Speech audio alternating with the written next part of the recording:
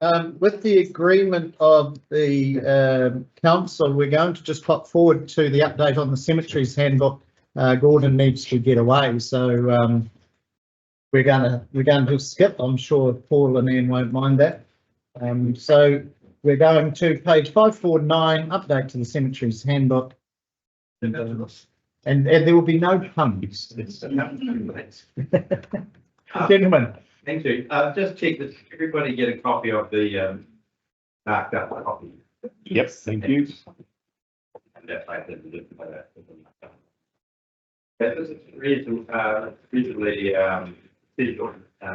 report. So council would recall they introduced the bylaw in 2020 for the cemeteries, and sitting outside or alongside that bylaw was a handbook. The handbook essentially indicated day to day, and unlike the bylaw, can be amended by the council rather than process.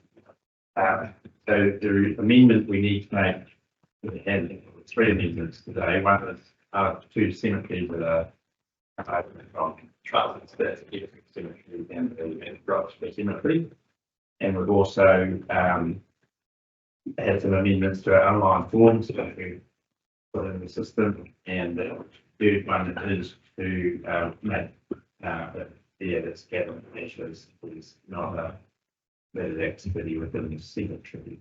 So it's out for the questions. Questions, councillors? Yep. Neil. One of the things that's in the current handbook and is not proposed to be changed is the when cemeteries are open for interment. And I can't find the page now. Anyway, what? 557. Actually, there twice. It's on 556. I've only got 18 pages in the cemetery handbook. Oh, sorry, I'm looking on the main agenda. Page 6 of the handbook. Thank you. And only because of a recent situation that happened when someone was proposing to have a burial on a Sunday, does the way the handbook is worded at the moment, I think it says you can't have one on a Sunday. And I just wonder the logic of that in today's world, and what the reason would be. Probably because we've never done it before. Yeah, and I just think that I wonder the cost. I think it's an extra cost for the Sunday, but it gets paid out on Wednesdays. Sure. Whether there's any logic in not having Sundays and the service is paid for and the cost is covered, then what does it matter? So in response to that, the other councils, not that we need to, not other councils, other councils have the same opening times, so don't open on periods on Sundays. I think the complication of Sundays is we can need to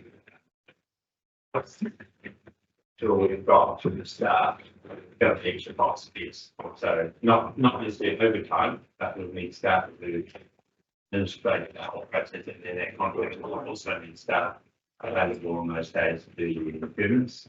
And if we have more than a couple of improvements across the district on the day, we actually struggle to really do that. And then, yeah, that is mainly cost, and we would probably have to put an extra cost on board on that level. Well, and that instance we generally try, if we have something we have to do with underground it. We are seeing them starting about we try to work days I guess for me, as it should be, I actually see no logic for excluding Sundays anymore. I've officiated at burials. There's no religious reason at all I can think of. So I just think that as long as the policy allows for other than just what's there on occasions to meet, if there's cost, then they should be covered. But I hate to think that the reasons that the one that raised the issue with me, they was quite sound, and I think that people would have been quite happy to pay an extra cost if that's what it was. And I just want to make sure that the policy is also the handbook doesn't prevent it from happening, and the way it's worded at the moment possibly does. So I'd like to see some direction that says that Sundays can happen, You know, say here that we'll charge an extra fee for Saturdays, a Saturday fee, well, let's charge a Sunday. I think if they're going to happen, you need to be clear, it will or won't, because then what circumstances should it happen or shouldn't happen. I don't think that's fair or staff to decide that. So it needs to be clear. Yeah, okay, yeah, you're right, I accept that. Well, I'm quite clear in my mind, if the Saturday's open from 9 to 1, then Sunday should be the same. And I think Sunday's not second. Just another day of the week. but we would need to work out whether we can actually, we have quite staff to do the bookings and deal with the, general director, and the other actually is have contracted to do that. Oh, They don't want to be worked 7 days a week either, then it's not possible. It's not. I don't know about that. It could be something that People with the skills that dig the hole, it's not contracted, so. If I may, Chair, I don't think it's unreasonable to close 1 day a week. So it's, because then the opposite's true. Why isn't council open 7 days a week? Well, for good reason, because we want our staff to relax and have downtime. But, I mean, it's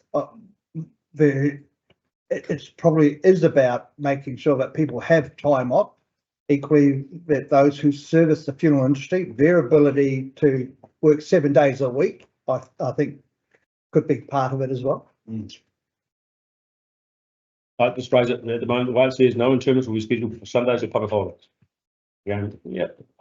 Public holidays, I get, there's far extra cost Sundays. It's just another day of the week for most people these days in terms of work and all that sort of thing, so I'm not convinced. Doesn't mean people have to use Sundays.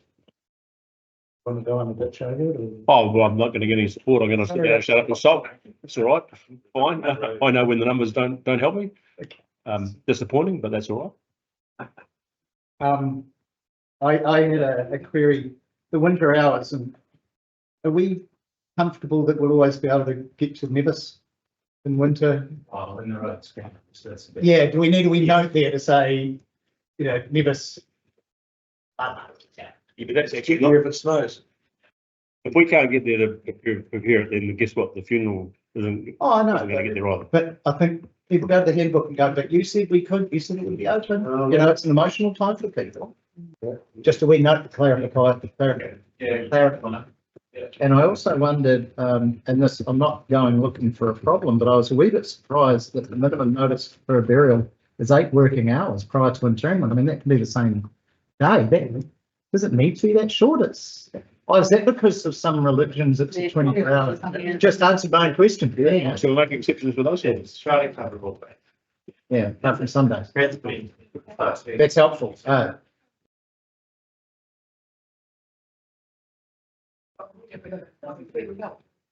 Next time we go to the Toad Community Board, ask Nathan how about the Gimmerbill Cemetery.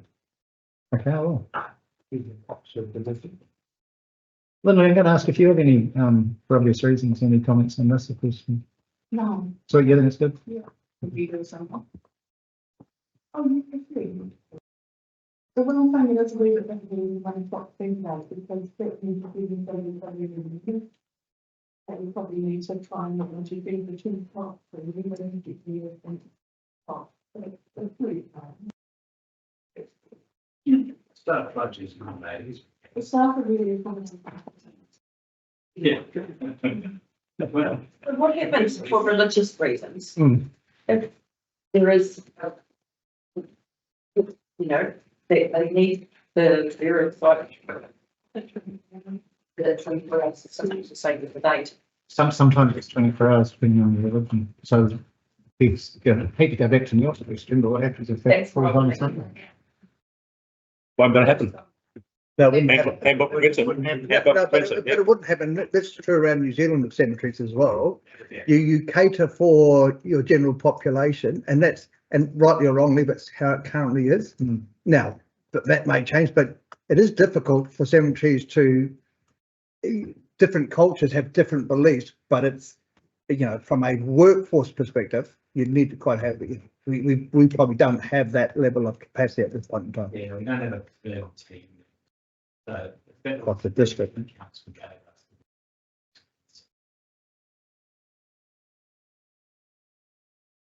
I don't know. To Ned's point, could you just take out that line that says there'll be no burials on Sundays and recognising, as Gordy said, if it was an exceptional circumstance, Yeah. you'll do what you can. Yep. And then it would make it quite clear that these are the days of operation, but it doesn't necessarily exclude. We need to say excludes public holidays though, because they fall on a Monday, just take out the Sunday.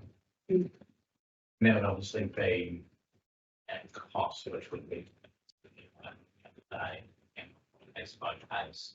And then it needs to be put on. Given those sort of speed and charges that would go through the, yeah, which would be. It would be unwise to do it on the fly. Yeah. The consequences, the unintended consequences of making a change like that. To me, it's about saying, well, if you're going to make that change, I wouldn't think that you should just do it now because what else is going to happen? I'm probably happy enough that the seed's been sowed. If they've been, Lindley, you might know, how often do people request a Sunday funeral? We've had one during the 18 months or so. And that was the first time I've been involved in like that. And the reasons for it were quite compelling with the family situation and what else had happened in that family at the time. It was making it awkward and being with where it was going to be, which is on the Nevis, it was a little bit unique as well.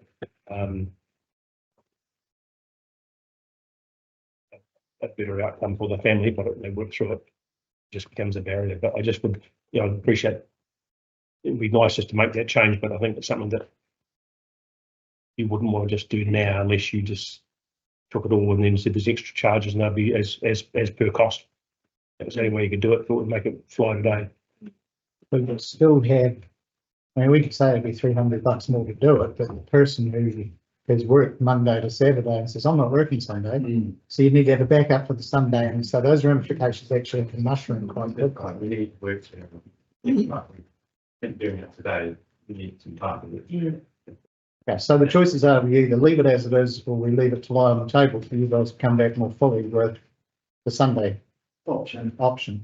But perhaps, this is something we could look at in the LTP because it's a level of service change.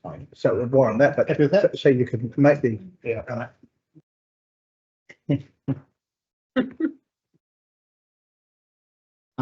You want to have any other questions?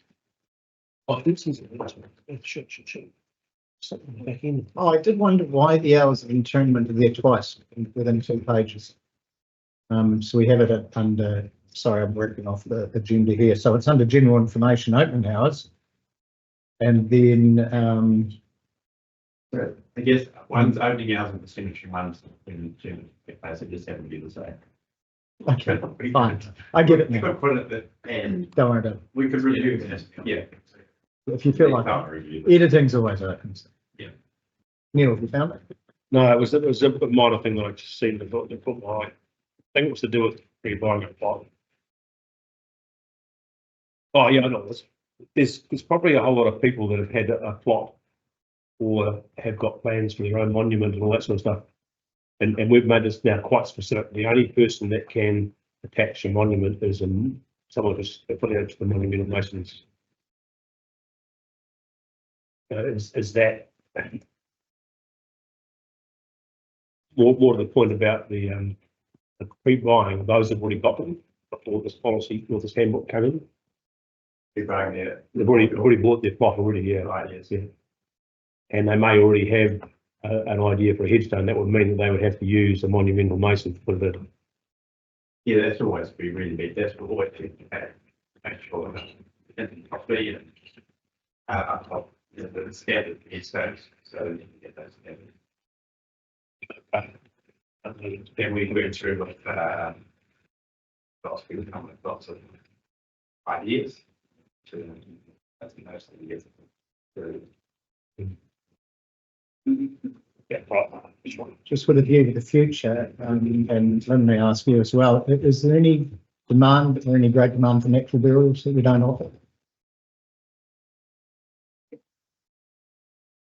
It's a cost. Nobody's big on it? We talked about it last time, and I'm sure, Linda, you said that there was something to do with our ground conditions weren't suitable for us to dry here and Yeah, that's right. It does. need a lot of irrigation. It would be. You can do it. And a mushroom trail. Anyhow, They are future things we are aware of to keep up with the trend, so Okay, all right. If there's no further questions, we've got recommendations A and B on page 549 of the agenda. Do we want to add about the option of Sunday interments being considered? No, we'll staff will remember that to the LCP. I think we won't need to, yeah. Someone will move that? Thank you, Martin, seconded Tamer. Any further discussion? No, all those in favour? Aye. Against? Carried, thank you very much. Thanks We'll go- for accommodating. No, not a problem. We'll go back to Roden. Stu, the floor is yours. 6.11, community and school speed limits. Gentlemen. Bill's not here, James, it'll be important. Yes.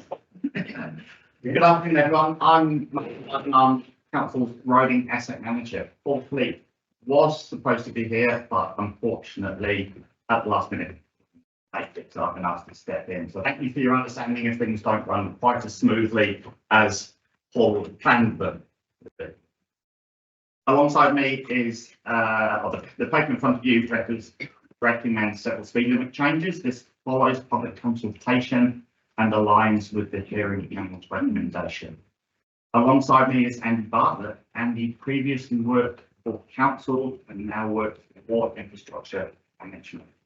Andy supported the roading team through previous and these speed limit changes and participated in the hearing panel discussions.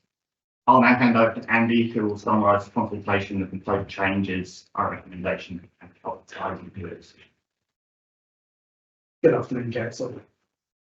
So on this occasion, we put forward a set of speed limit changes that focus on community required speed changes that the community previously made council aware of and keen to see happen, and Central Otago District Council's response to a plan that's known as Safer Speeds Around Schools, which was to effectively look at speeds around schools, bringing speeds down to levels that are considered survivable in the event of a crash. And these were looked at in the guidance that was set out in a new speed limit rule called 7 Speed Limits Rule 2022. So we prepared the community changes and the school changes, and that went out of consultation in October when statutory deadlines and some speeds around schools still existed. We received 84 responses on school speed limits, with that being around 70 to 80% in support of those changes broadly as they were proposed. And then we had around 126 submissions on the community speed limits. That was seeing supported sort of 60 to 70% in favour of the changes in many cases, but there were a few examples, there were 3 specific area examples where effectively split down in the areas, effectively 50-50 with either slight schools units not supporting the support. So all of that information being taken in, plans and speed limits that available right through the consultation process and the hearing process, and at the hearing we were able to consider a set of maps, but it's 24 maps have been recommended for approval, technically for approval by the council, and then there are 6 areas where changes are being put forward as part of the 3 points panel, and that's been documented in the report that we guys have received.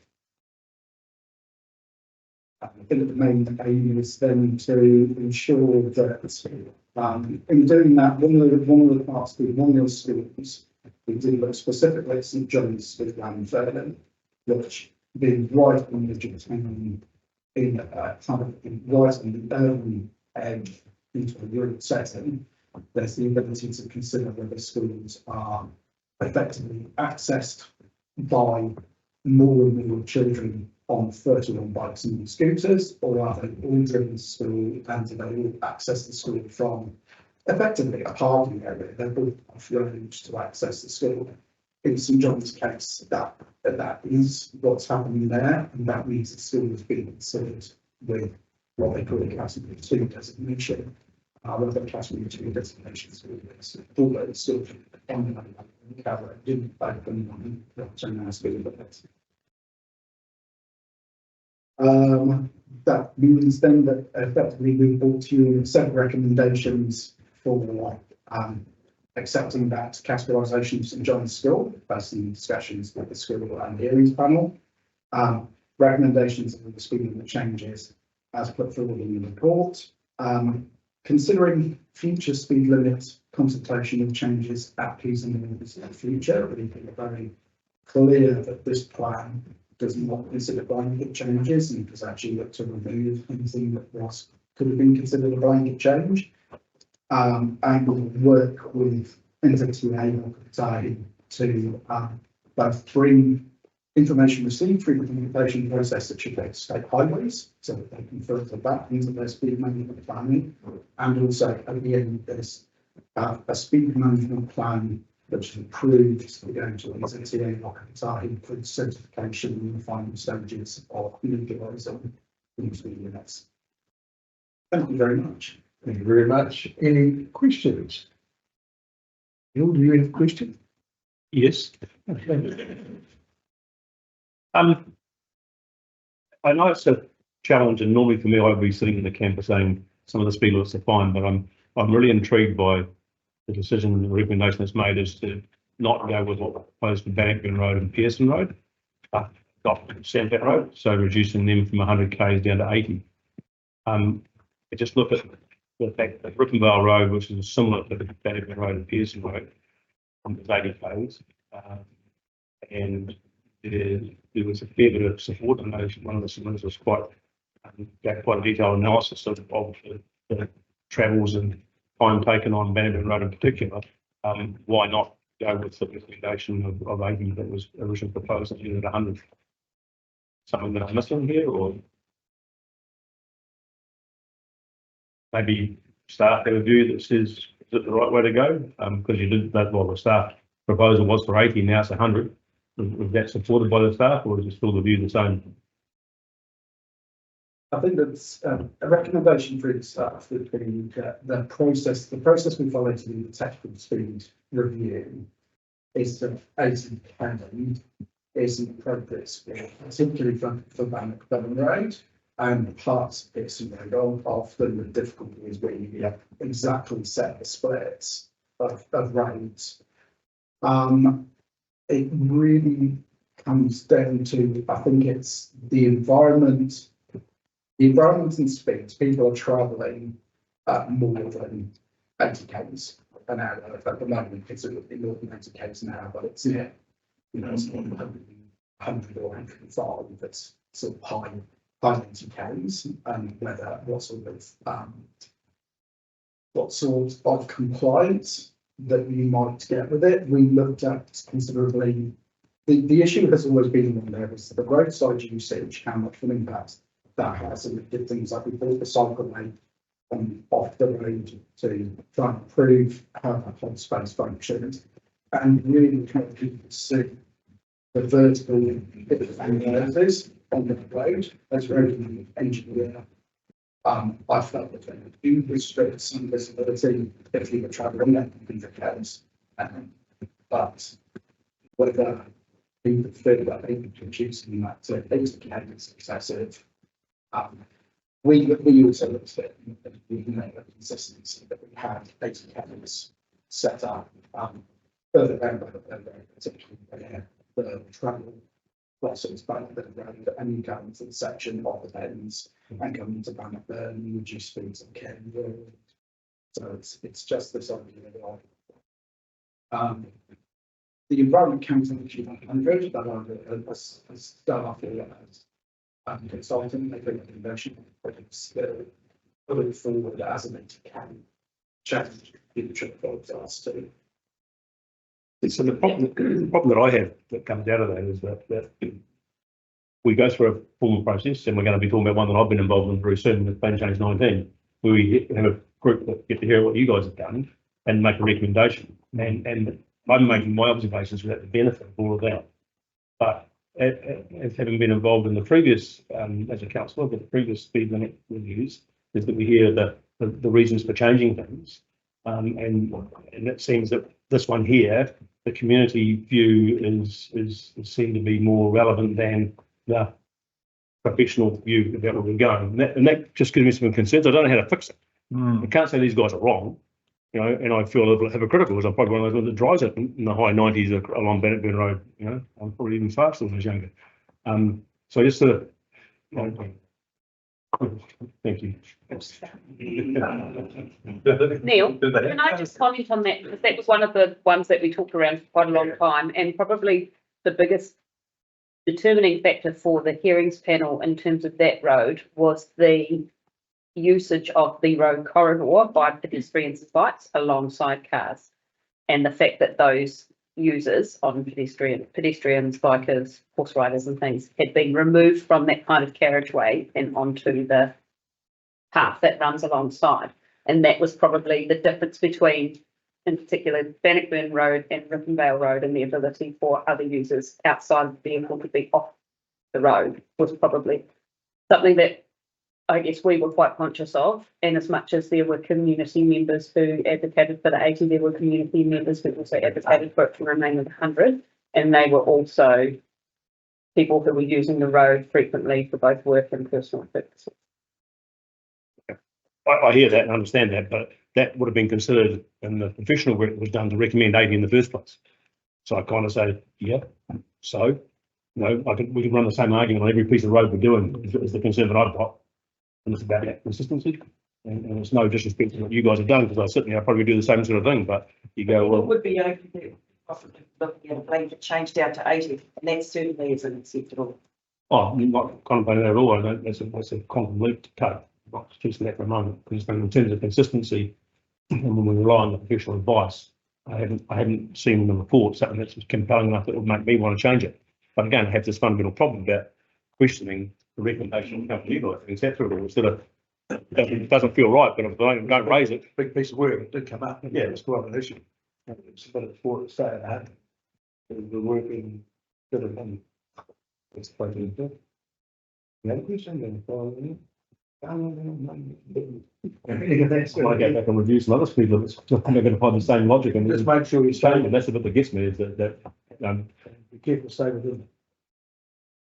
No, but if I may, but the process says staff will bring recommendations, will be advised by the subcommittee and that, because otherwise we'd skip this process and we say, here's the fait accompli, here's the speed our recommendations are. But that's not the process. The process, this is what we recommend. You tell us what you think, hear from everybody. And that's how the process works. I think I understand the process pretty well. What I'm saying is I think the process, when it comes to these things, is saying professional advice, you know, it's a bit more than just, you know.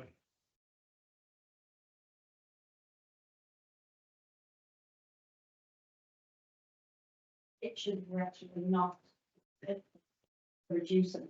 It's actually no. What's the 60k in line? Why is that in place? That is a temporary speed bump. Yeah. And separately, we can consider whether or not there's valid cause for that to continue. But that is in place to deal with the residents' concern around speed on the road and the dangers and hazards that creates. Speed on the road also has implications on the cost of maintenance. The more people drive fast, the more gravel gets pushed around.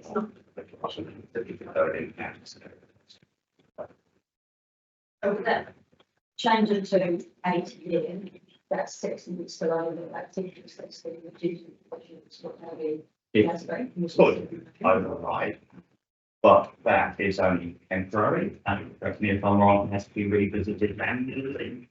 Yes, absolutely. Yes. I think that one in particular, that one, go through the technical assessments that one comes out as a difficult way to spin, and that comes out at looking at the an 80k road. That one does face very specific challenges from being at times the highest use rated road in the district.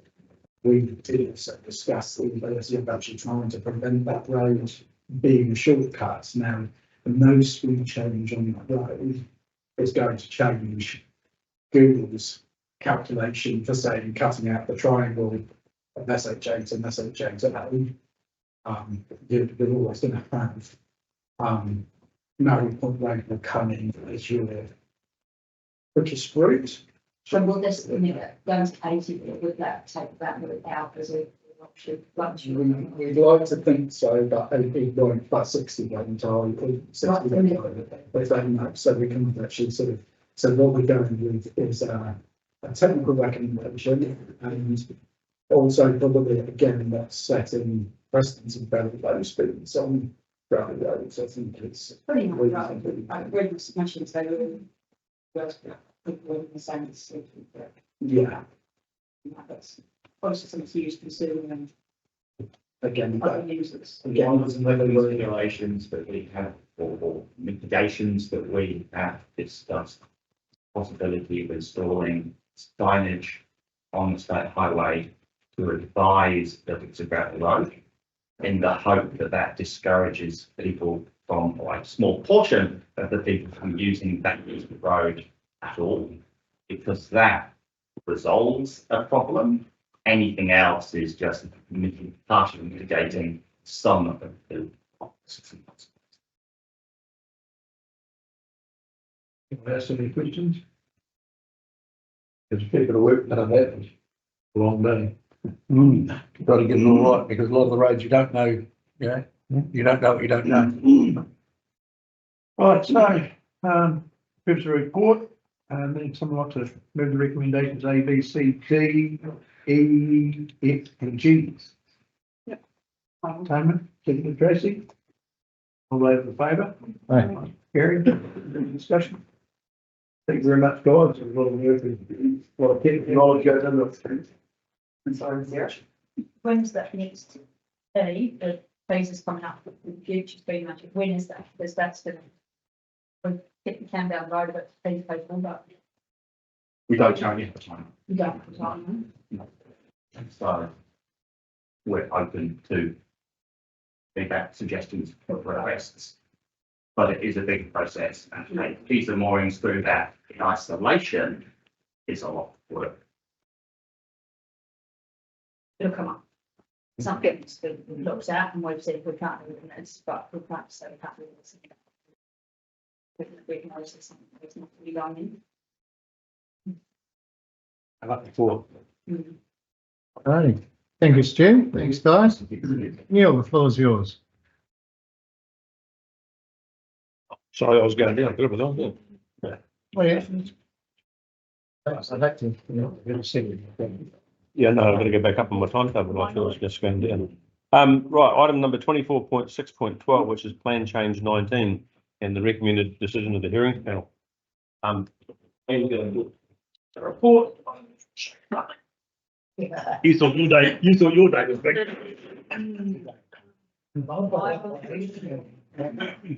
And I want those, all for anybody else's. all yours. Thank you. As the councillors will be aware, plan change 19 came up on the full council meeting. It came in just after the council meetings of Kevin and Ron, the decision was released. They had a direct feed on 2 submissions or arguments put forward by 2 signatures. So the council resolved to leave it on the table. When the panel went away, the issue was minutes and we got to those. Well, there's a pathway that they suggested that they could take. The court has come back resoundingly and saying, no, you cannot take that pathway. So there is an alternative which they provided additional information on. The panel has reconsidered that information and the end of the decision is everything. In your paper, you should note that we've highlighted these, in yellow, but that's the are relevant to this in terms of the limit that was issued by the panel and the 2 submissions that were provided. So effectively, the outcome is the same through a different pathway. Based on the information received by the similar's representatives, which is legal and planning submissions were received from both of those. So I guess that's that's up in terms of that part of it. So now it's over to council to make a decision on this particular country to this is and totals that it was the panel weighing through. Thanks, Ed. Yeah, I guess by putting that there's some idea of the sort of paperwork we had to go through, but do it electronically as well.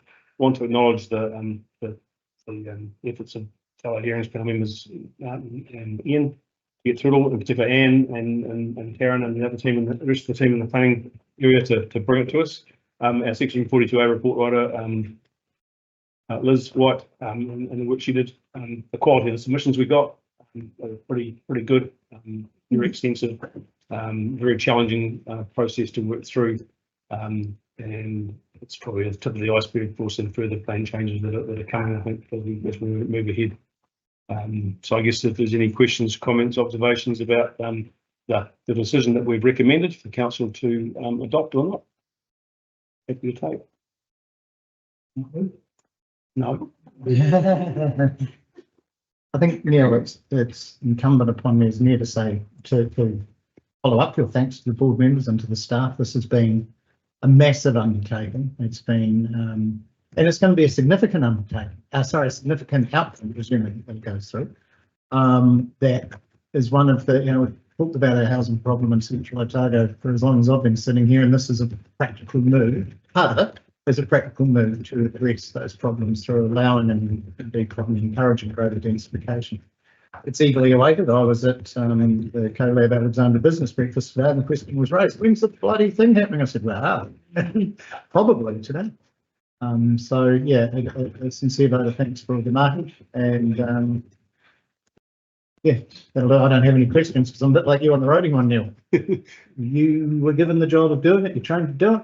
I'm not about to contradict you. The big difference here is, I suppose, that in this particular process, there's another right of appeal. There's 30 days from notification for people to lodge appeals to the Environment Court over what they think might not be right about it all, more from a legal perspective as much as anything else, I think, typically. And then we'll have some certainty.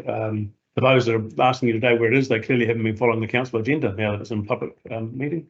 Well, that's unusual. And I'm surprised that it hasn't been anything about it, the fact that it's here today. So hasn't even been picked up on, I don't think.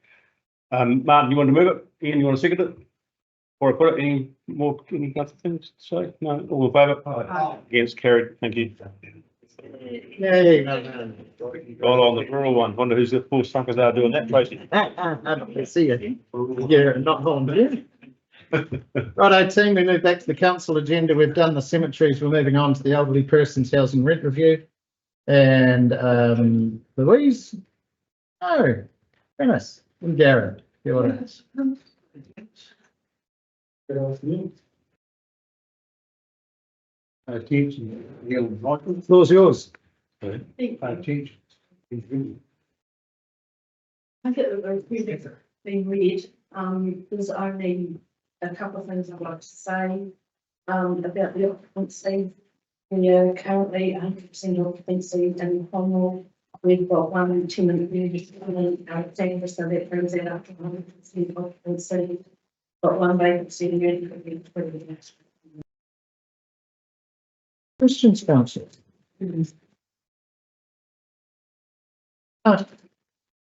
Yes, it's an occupancy, a reflection of the shortage across the district. I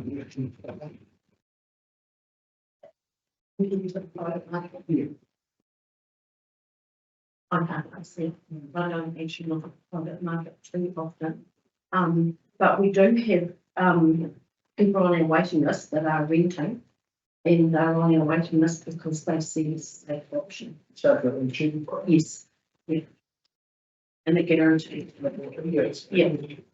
Security too. Yes, when we go, when we have vacancies and we go out to vote on that waiting list, we ask various questions and some people say, no, I'm going to do that. I'm we review that voting list, we can try and give them a vacancy. Thanks. I see all the units have now been double glazed and they all comply with Healthy Homes, which is awesome. I just wondered if there's another big round of maintenance coming or if it's more just chipping away at things as they crop up. It is just chipping away, and for our next LCP and annual plan, we actually cut back some of the refurbishment costs. We were aiming to try and do 10 units a year, but we just haven't been able to achieve that. So this financial year, we spent 7 units that was very much in refurbishing side.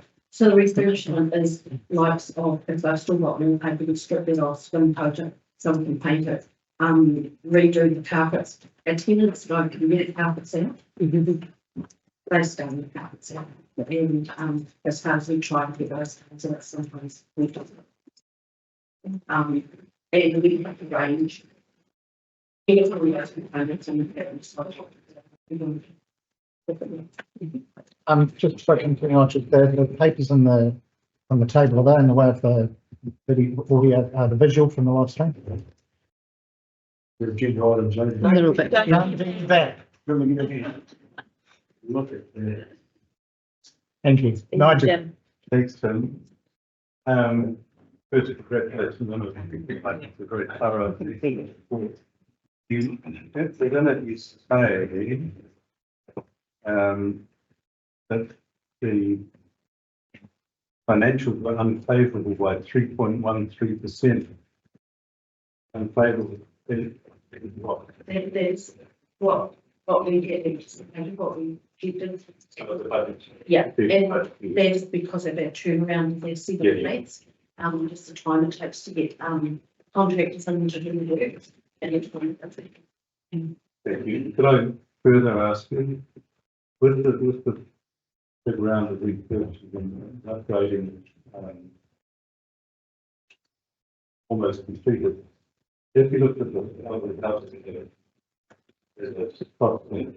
is it now producing service? No, it's not producing a surplus. We anticipated it may have been, but it is not. The last few years, there has been return to rates of the business crossing, which is very effective for them and wasn't anticipated with that certainly. Sorry, listen. I didn't, but say that again. So there was a return to rates from the Albion Crescent housing. So there was a component of income from Albion Crescent housing that was going back to the rate of so You say that would mean the service. there was that, and then we still had the double glazing project, which was quite substantial. It's about $900,000 million. So there is some of that. So you need to take that as a cost. Well, you have to have a look at the activity in the plan. We very much want the centre to get to a neutral stage. Yeah, that's the goal. So you know, this way No, we've got some years that it just depends on the level of CapEx that we are achieving. But we have pulled that CapEx spending back. We did at the last LGP, if you remember, we put in refurbishing kitchens. We've removed that because that was quite a big component. Right, thank you. And you have a question? Yeah, just an additional one to clarify, because for some people who are on superannuation, that increase might be kind of 50% of their super increase for the year. But my understanding is that if we were not to charge the market rate, that would affect their ability to obtain the accommodation supplement. That's correct, yes. Anybody else? We've just got a recommendation that we receive the report. Nigel will move that, Tony will second it. All those in favour? Aye. Against, carried, thank you. 576, the Cromwell Town Centre project. Gareth will remain, Louise will join. Thanks, Janet. Thank you, Janice. I'll take the report as read. This proposal was to reduce the comprehensive breakdown of the that's going to be needed to be done to the FTP initiative, as well as look at the government process structure for the project. Not something, just to say that what we have put forward for government program is that the decisions on the to sit with council, but that we totally acknowledge the interest that we have in this project, including understanding the views of the council comfortable in the document their views of having the consideration of council and city. Any questions? Questions, councillors? Sally? I do have one.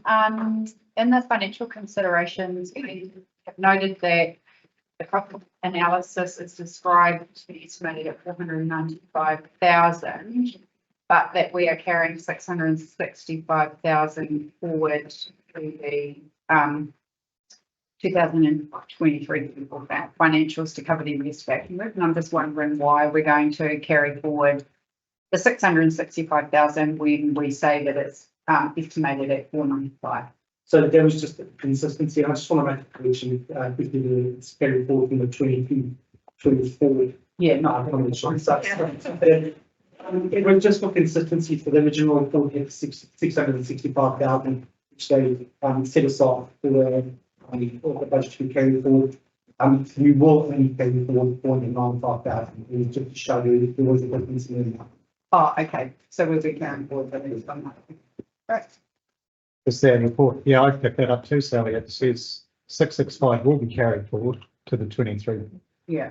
Will be carried forward from the 23. So we probably need to record that that's not what's happened.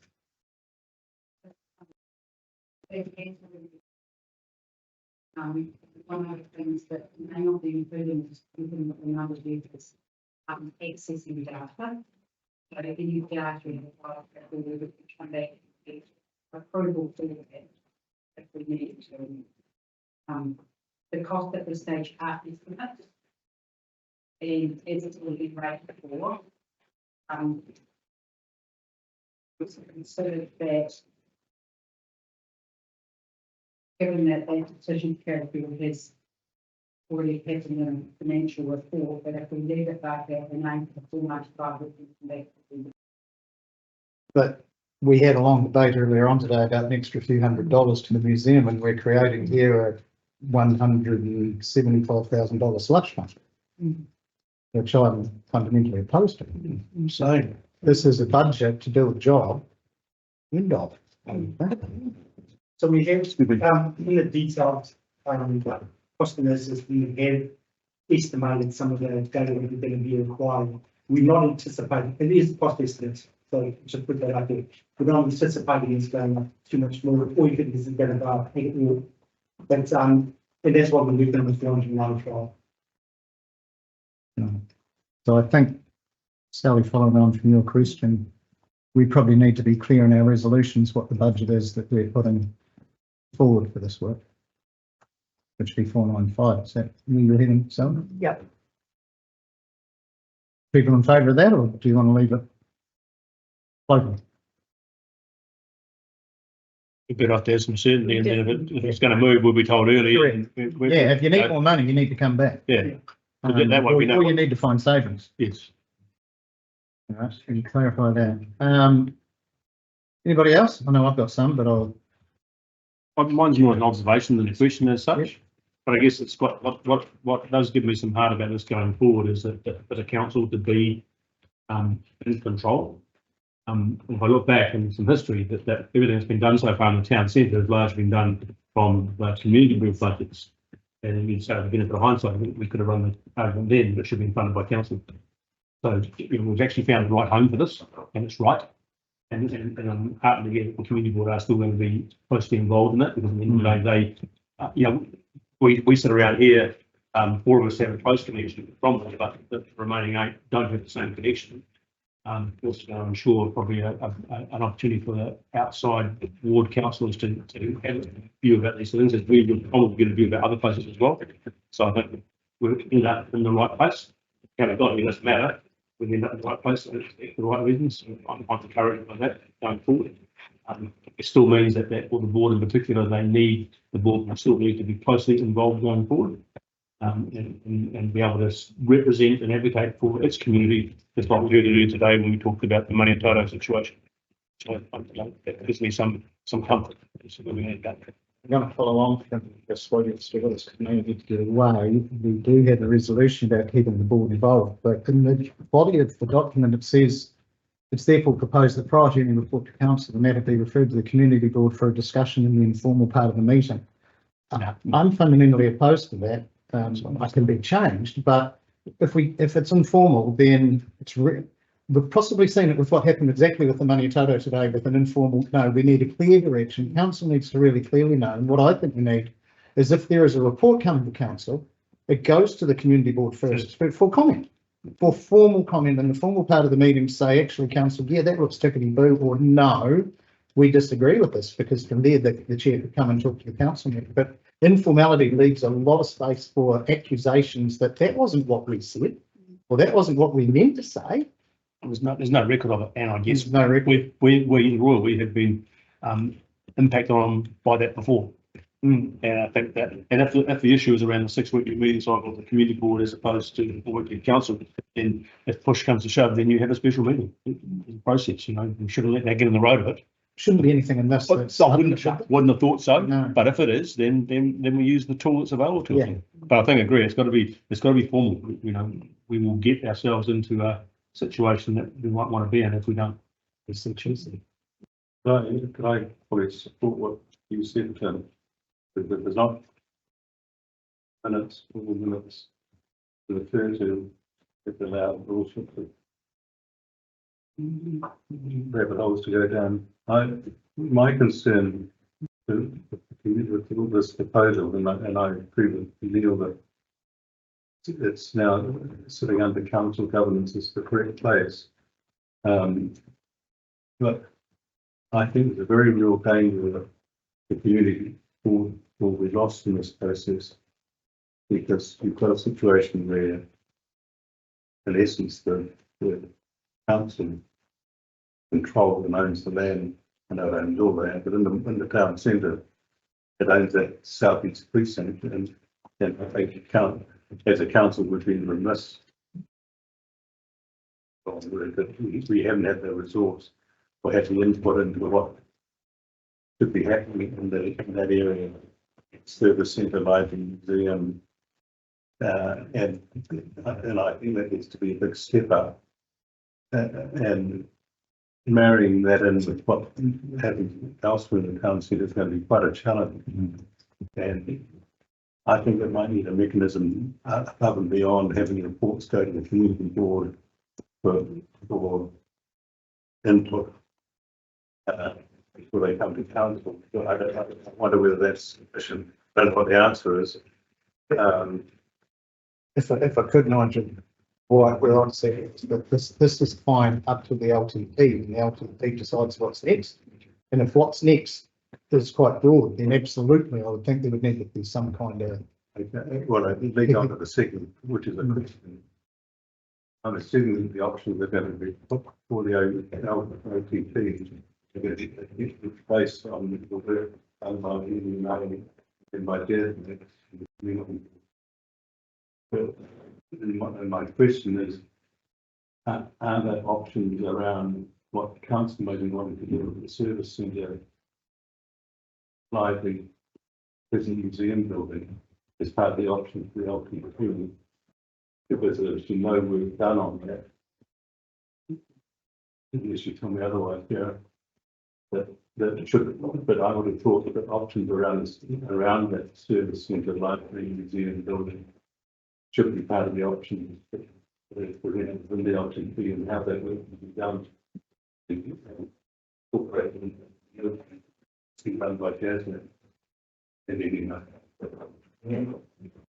So absolutely, that's what this work is all about. And so previously, as we've shown in the last report, there are 9 options as to location. And this further announcement brings to you those 9 options went through multiple criteria and basically most of it on qualitative work. And so this enables, this work program enables a more quantitative analysis and financial analysis, which will bring to you then some options to feed into the long-term plan, which will be around location of service network and what happens in the Northwest Precinct. All of those things are in it. Yeah, my concern really is a lack of work done so far.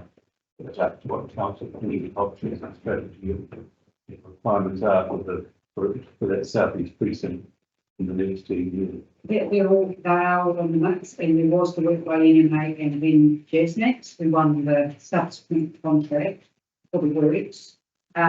We can't do the work on the buildings till we know where they're going. And so that's the overall plan, and in this will come a timeframe as to what we want to address those. But you know, before you know where they're going. With into my mind just in the fact. Okay, thank you. Just following on from what Nigel said, because I'm still hearing we're on this pathway, we're just going to define this pathway a bit more with what's previously been done. And I get that that needs to be done, but I'd also like to see, and it may need to be workshopped with council and community board beforehand, because the community is going to need to be given options in the next LTP from a starting point of here up to where this might be going. And the starting point of here might be as low as, I'm making this up, taking the cobblestones out and grassing them so people don't trip over anymore. That might be that's all we're going to do, all the way up to building, something new. But what I definitely want to see, because when we did the 21 LTP, we didn't have 30% rates rises in our urban areas. We didn't have the hall taking up so much of the budget and so forth. I would be anticipating that we will have low options and high options. Should come here before the LTP. So Yeah. option 1 is moved off the paper, and option 9 is the other end, and it's working through and doing it. Cost benefit analysis, revenue analysis, benefits analysis, and reading to years. And the costs, so that we can actually narrow it to a space. And then we consultation and engagement with the community during that, and workshops with the council, stage 4, and then come to the council for which options we then consult them. Yeah. For the Excellent. Sorry, can I just. The other risk, I think, is if we're putting this within the LTP, we've got a process that's been going on for some years now. And we, a time ago, get options from the LTP, get them adopted, and then start thinking about financing. We could be 2, 3, 4 years down the track, and the options that are being presented now, at the expenditure already been incurred, plus the other $500,000 or whatever has been spent on it, well, in inverted commas, waste of money. And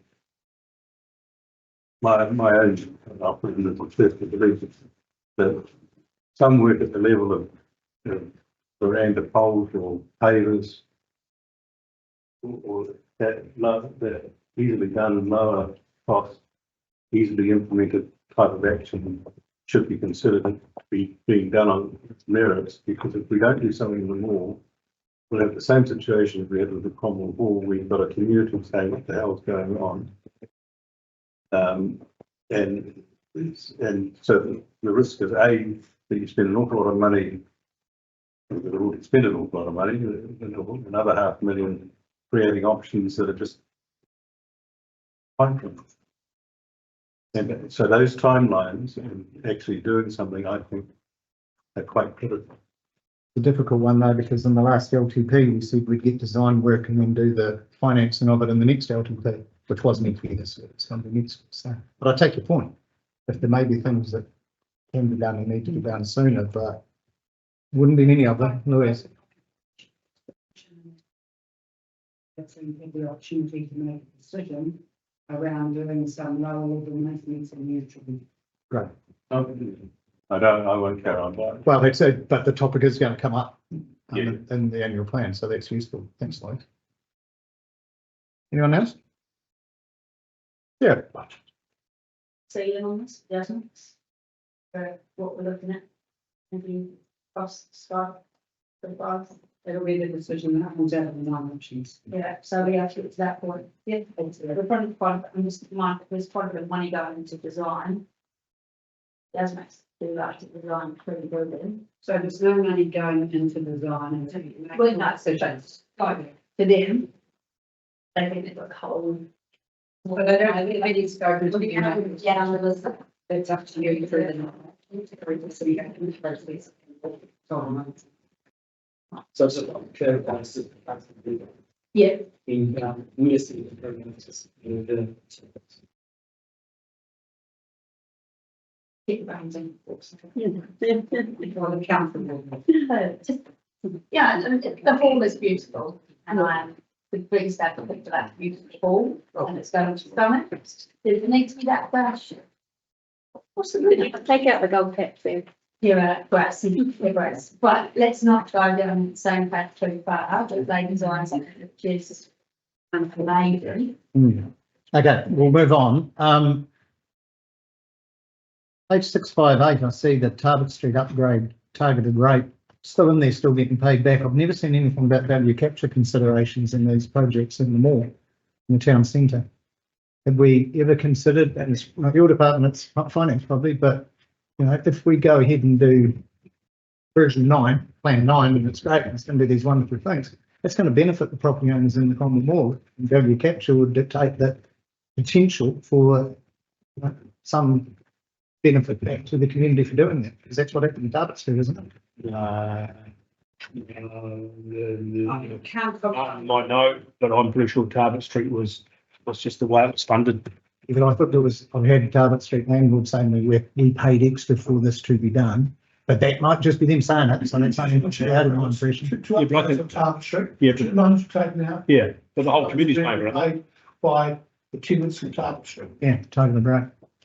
For you, Your Worship. Yes, please, Peter, you know. I mean, value capture, it's still a new initiative, but this government is pushing it as one of the options, and I think some councils will be looking at this. But this would be something that we'd want to consider in our revenue and financing policy, For sure. if you wish to consider it. But I suspect there'll be people that will push back against another form of rate. Because it recognises those who benefit. If you put in a tram, you get the benefit of the tram passing your house, you pay more. That's generally. Yeah, so it's revenue and financing policy plus the benefits analysis will identify the benefits of the project and will also bring through the funding options. Okay. And Richard, I wonder if I could just comment on the governance aspect of it. The reason why I've written it this way, and I totally take on board your comments, is previously under current allegations, we've had a process whereby the community board bring in recommendations to council and the council have granted those recommendations, and there was concerns around who was actually leading this and whether or not the council was required under current allegations to approve what the community board recommended. And that's the only reason why I said it in an informal way. But the intention in my report was we document the views very clearly off the board so that they were incorporated into the report. That was my reason around not going back to that discussion of who was leading this and whether the council were being required to approve.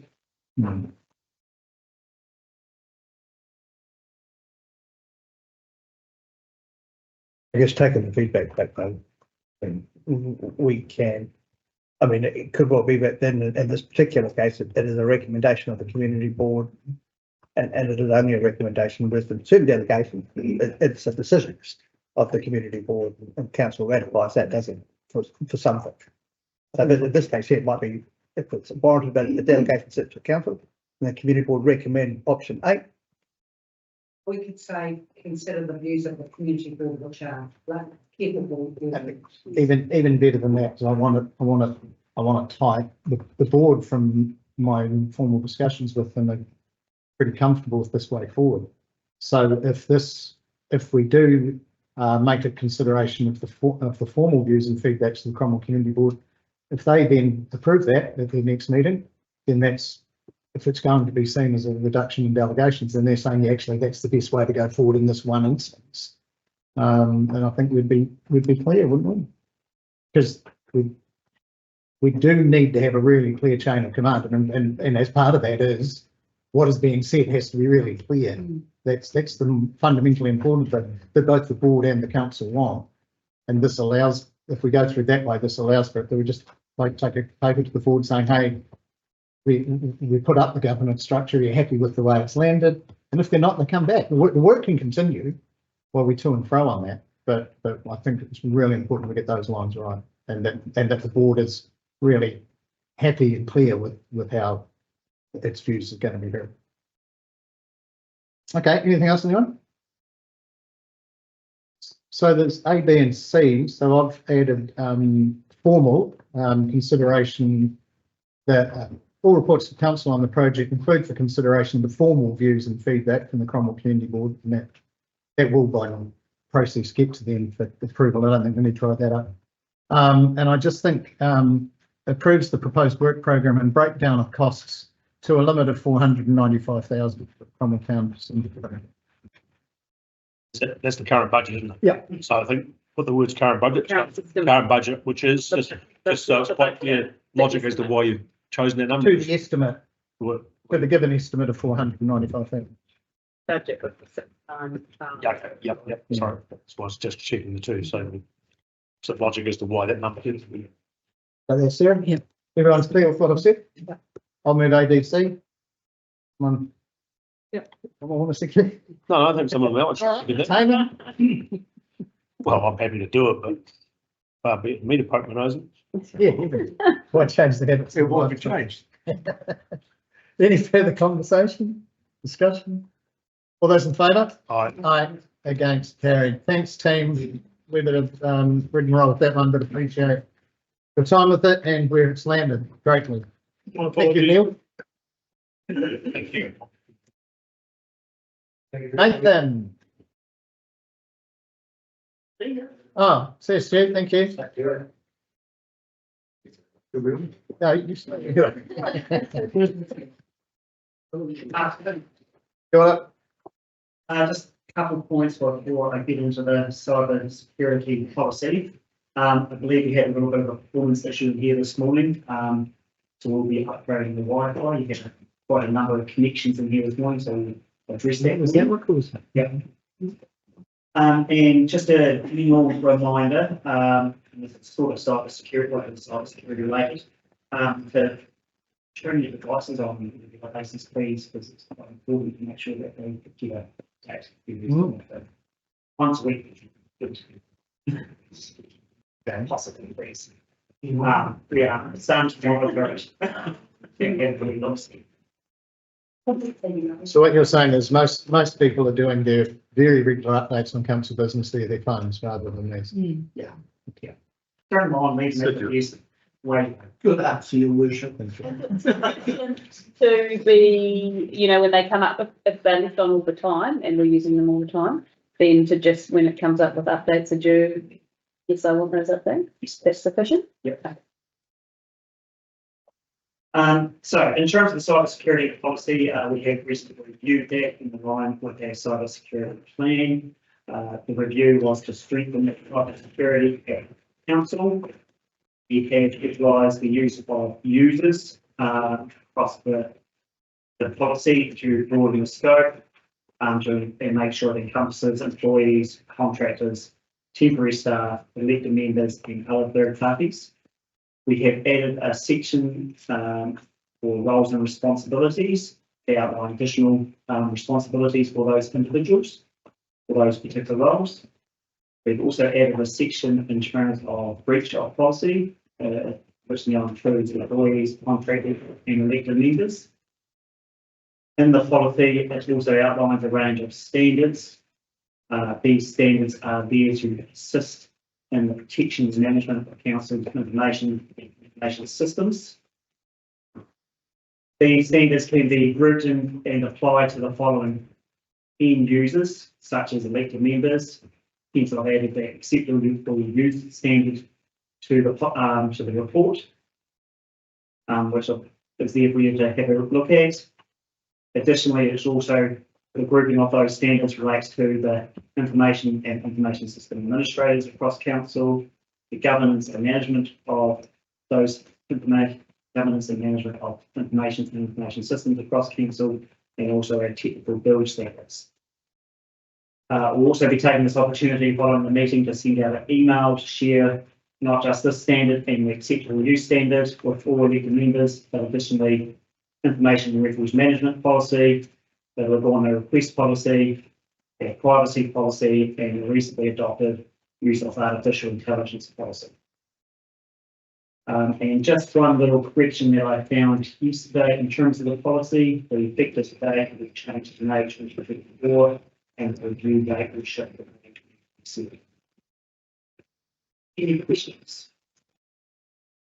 Councillors. Just to note, if you didn't, elected members are now captured in this. I don't think we were before, so. You've all done your friendly fishing training, so swears. Questions, anyone? Okay. I guess that's a good thing. Thank you very much for the hard work behind it. And it's one of easily the biggest threats that faces this organisation is somebody getting it wrong. And it's easy to do. They're getting cleverer all the time. Going through that audit and risk, that was Yeah. actually fascinating, terrifying, fascinating. Coming this Friday. But it's also a, I got an invitation to something remarkably for something that was going to happen the next day. And it just had invitation attached and in a Word document. And I sent it through to these guys and they went, yeah, it's good. But that was the next day.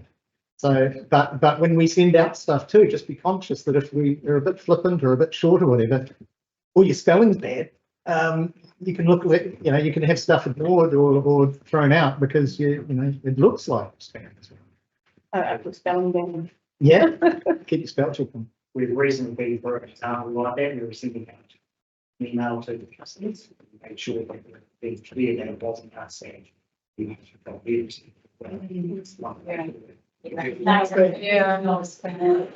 Didn't state it like that, but. Yeah. Okay, did we do it? Did I move it? Oh, I'll move it. Yeah, Nigel will second it. Any further discussion? All those in favour? Aye, against, carried. Thank you very much. Okay, 24/6/17, audit and risk. Pretty simple. I'll move it. It's a week. Well, is there anything you'd like to add to that, Saskia? Right. Moved Martin. Seconded Tracy, and just before we vote, I'd just like to acknowledge, although he's left, I'm pretty sure Neil's the sole survivor from our very first audit and risk committee. Pretty sure he is. So, do you remember that? Yeah. So it's not a lot of fun. So I'd like to thank him in his absence. Well, actually, I find it a lot of fun. But I'd like to thank him in his absence for almost a decade of work in this space. And Sally, you've shown enthusiasm, which is Peter coming from the army would show you. Was it never volunteered? Isn't that? Voluntold. Voluntold? No, you volunteered. So congratulations to you. I'll second it. All those in favour? Aye, against, carried. And look, similar on the next one, hey, Lindley's put her hand up to be a volunteer, to be our representative on the Naseby Dark Sky Committee, which I think is fantastic, and thank you to that, Lindley. Absolutely. It's a fantastic thing. So unless there's anything to add, Saskia, I'll move it. Tamer will second it. All those in favour? Aye, against, carried. We're not going to get through the next one as quickly. International Swaps and Derivatives Association. I will make some comments on this one. So it's been six three things. Approval to enter as that, I'll just read them back in an overdraft facility. Now, these are two separate decisions, so you could decide in favour of one and against another, and they don't impact on each other, so it be very clear with that. So I'll deal with each piece in turn. So the instrument of the standard financial arrangement, which essentially enables us to agree a rate with BNZ, which covers some uncertainty and interest rate fluctuation. So it is a potential mechanism, very common financial instrument.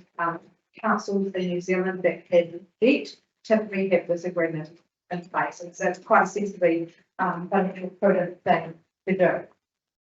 So, and you know, that will also enable us to be compliant with our liability management policy.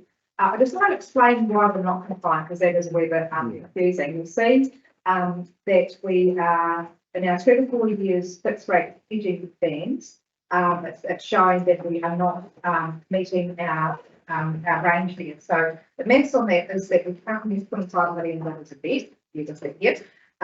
We currently have 10 million of our debt profile within that 2 to 4 years. Our issue and why we're not compliant is that we had 5 million dropping off before the end of the 4 years. That's below 25%. So look, it's not a massive big breach, but they are the policy parameters that were agreed by this council in the last long-term plan. Obviously, really good for us to be compliant with our policy. Look, we're not in heaps of financial trouble and that's going to be non-compliant, but it would be good to see. Obviously, so that's the vista. The second thing we are seeking. Oh yeah, Sorry, just to add to that, we didn't want to extend it so that we were compliant because without this instrument in place, we were going to be having fixed interest rates, which would be at a higher rate. So actually, at the end of the county, actually, so you can be able to vote. Yes. The second thing we're seeking from this paper is a pretty associated with our own thing. Now you might from the financial section with this, we can also see $7,500 with interest charges as we draw on this facility to stop off that. Now normally we wouldn't come and request something like this, but the reason we're requesting this is that we currently do not have a very good cash flow system at all. Highly manual across our organisation, really relies on our project managers telling us when I've got some big bills coming in. Often we'll be surprised when we go through the creditors run. And we think we'll have a project to come to council and go, okay, that's when those big expenses has happened and things change out there all the time. Now, look, we do need to have a better process in place. We do agree this is not a good long-term solution, this overdraft facility. In terms of our actual risk here and not having it, we did come close at one point last year when our bank balance did get quite low because there's a claim come in that we weren't expecting, it was quite high. So in terms of your risk, I should say, it really is around reputation. So it's the risk that we won't be able to pay our creditors on time and the Thursday run, or we won't be able to pay councils and staff. Now, how we fix that in this kind of situation without the overdraft is quickly to find more debt drawdown, but that does need to go through the process. That could take up to a week. So that's what we've got to weigh up. That's the actual risk there versus that we know we do want a better system in place that will provide us really manual.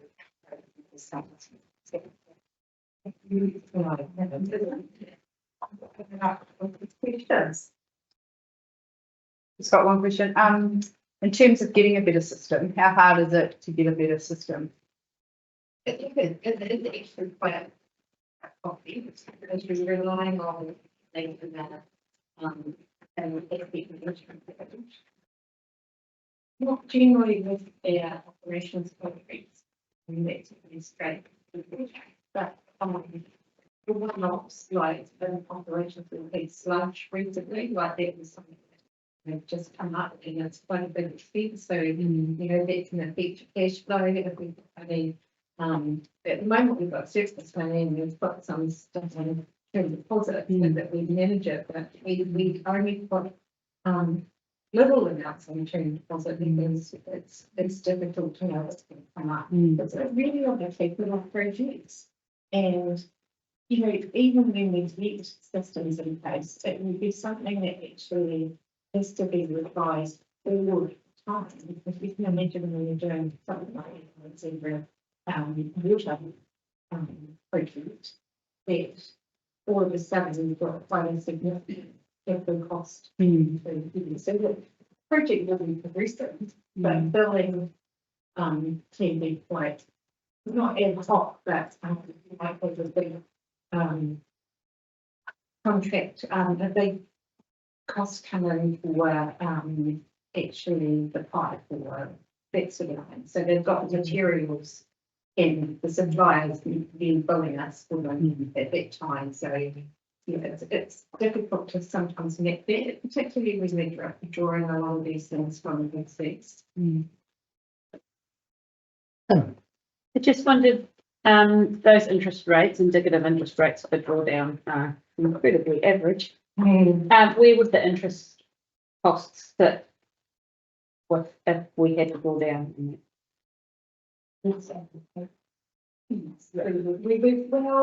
Well, yeah, we could assign them to projects.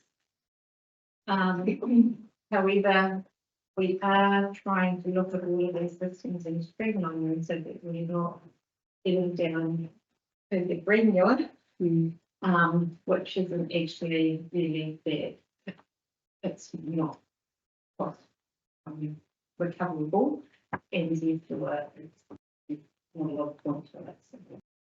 So, you know, if you had a huge project that was the one that was doing this, then it would make sense to allocate it here. But if it's a number of things, it actually just needs to be something that's in the business.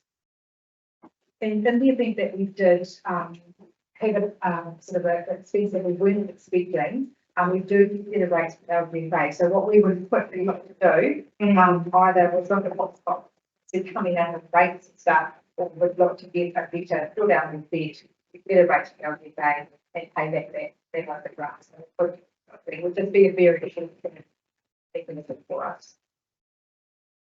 I guess, just so I'm clear, for anyone else, the process of going down and getting, the process of going through and getting an overdraft is a normal business practice. That's the key thing here. Yes, there is a cost involved with that, but there is potentially what you're telling us if there's a greater cost, that is potential for us on different factors if we don't do that. I guess from an operational point of view, maybe Peter might like to comment here with Saskia that finance team's obviously coming in some pressure in relation to managing that. What's being done from the other side, is that going to be made sure that those, so that the implications for the finance team aren't going to be so hard on that team in relation to projects? Yeah, I mean, now we have a very good project methodology now and project management system. We've got professional project managers, you know, so, and we're now we've got really big projects. And so mapping that out and having a really the team that's sitting over the top of us.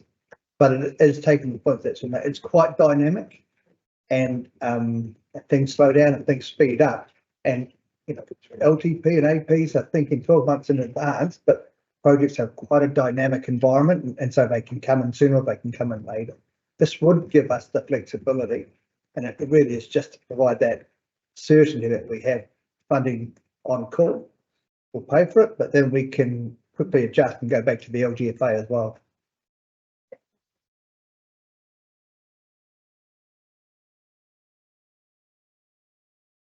So essentially they're going to be assigned areas of the business that are running through across. So that's going to really help us in terms of having a provider on to say we can only start at Marco.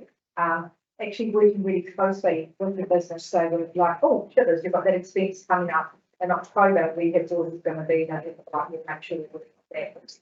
So that will help. It's still very manual, but having those relationship accountants that will help us. It certainly will help the understanding and have sort of the right people from the right people. Because even when you've got systems in place, systems have to talk to each other and provide someone. That's another thing. So there's really less to manage. You feel like if you're thinking about the water team, that is going to have a big speaking to budget. So they're trying to manage projects, but they're also trying to to us what's actually happening. Whereas if we have a relationship out of the cycle, if that is behind, it's because I've just confirmed that it's not a credit card. On spending you money, it's an overdraft to make sure that our business functions are operating the way they should be. And we went to over time, we would think. Yeah. It's a Sure. I bet we've come from this new, hopefully, being able to liaise people forewarning what obviously the country. Those coming that we can actually use. Yes, and also with our existing accountants now that we're bringing the capacity in the team to free up the likes of Donna and Sayway, who will also be assigned parts of the business. So yes, I'm sure that should hopefully, but it does rely on, of course, our project managers' ability doing the, the business, having that to hand and when those meetings have been better. So we will really critical to the accountants, those teams. Really there as well. That's if they actually understand right through what's being rated for, or how we're funding an activity, because fees and charges and rates, and what's actually happening and what we do with accounts, etc. It's really important. And you keep on referring to what we do mainly, we've got a mailing system. And what is out there that is a different way of being doing, like what in terms of thinking with the other taxes and how they actually do it. There's still a detail, like they have basically explains it around about. And this is something there.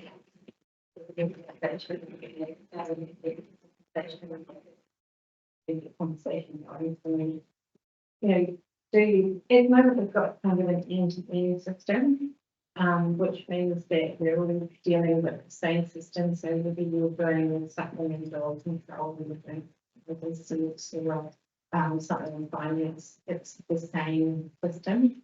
So that tends to be what happens in households. Whereas other organisations in the commercial world would be, what was the best system for this part of the business, or what is the best part of what is the best system for this part of the business. It's a really difficult journey because we've got the end-to-end system now. To change that is really expensive. So it's going to have to be some compromising in, and work through a way of being able to communicate electronically, but also in person. Then it's probably going to be the impact of the organisation. And then we are looking at this, and so for example, IBIS, which we use for our rates modelling, they have what looks like a really good forecasting tool.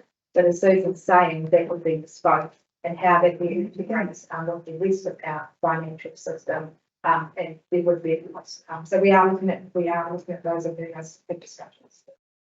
As we say, we acknowledge this is not an ideal long-term solution, having this rely on conversations.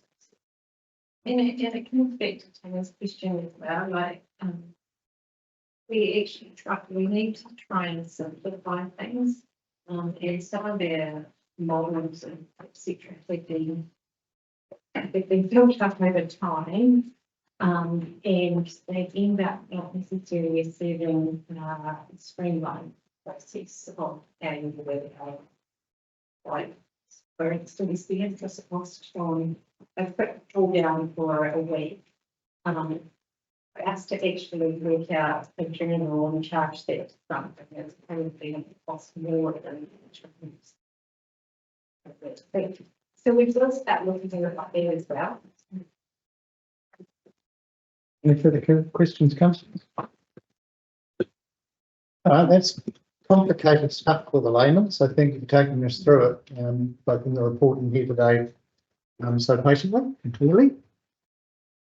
Somebody want to move the recommendations if there's no further questions on 6.3? Thank you, Tracy and Cheryl.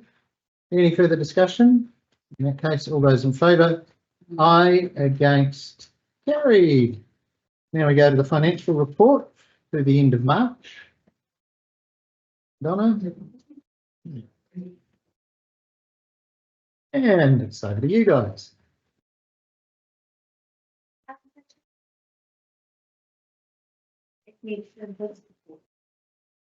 End at 31st of March 2024.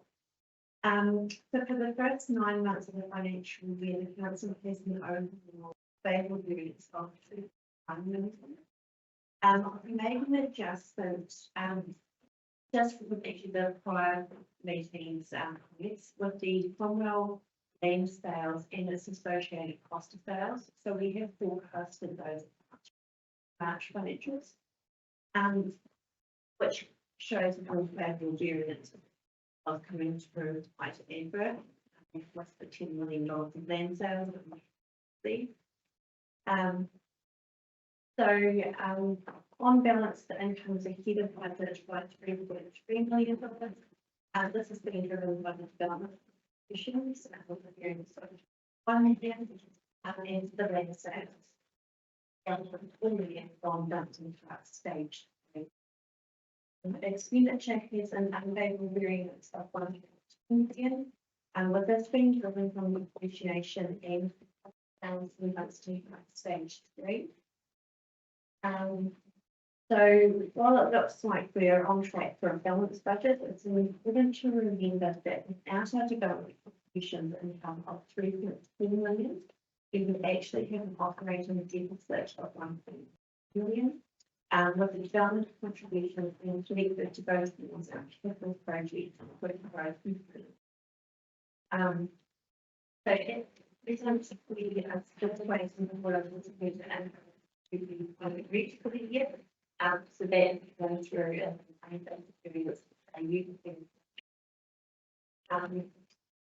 it's actually really hard to determine. So there's based on the user needs and kind of each of the rankings so far apart. Can't actually predict that throughout the year. So it's something that we do need to work on. So there is something that we want that so we think that in the process, but also find that with the reads are now only there's a start, and we need to probably make them to 3 monthly, for the 3 monthly, so that then there's only to understand that there's well, it's a long time, we've got rates, we've got some sort of it's a problem time between those probably the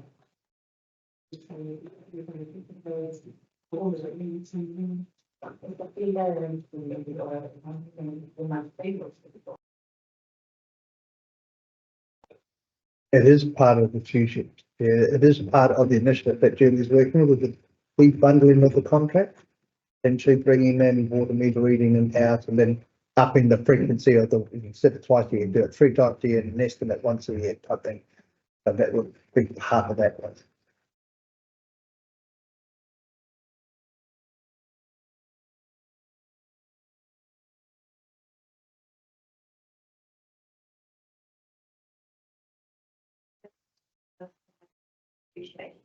expense, which is over budget, and it's over budget every year. And it's a matter of the timing of our asset revaluations, which happen behind our annual plan depreciation expense.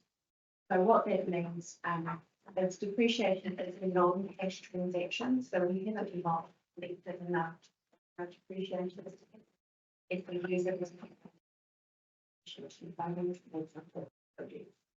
so we do monitor that through in our plans, so it's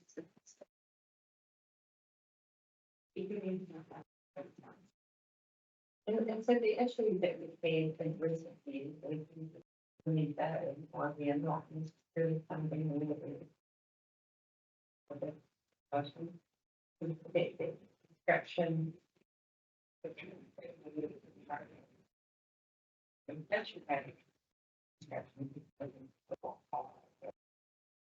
Basically, one depreciation charge, valuation of those entities gone up, which means the depreciation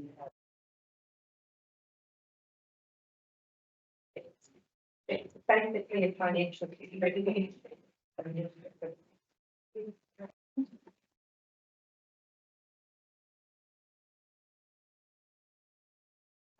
Our typical expenditure changes in favourable variance of 16.3 million, was very in line.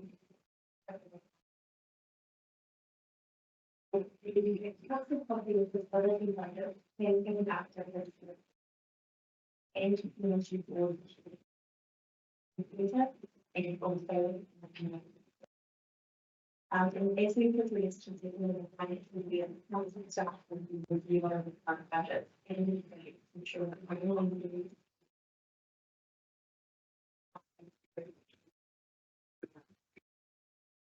That we don't need that.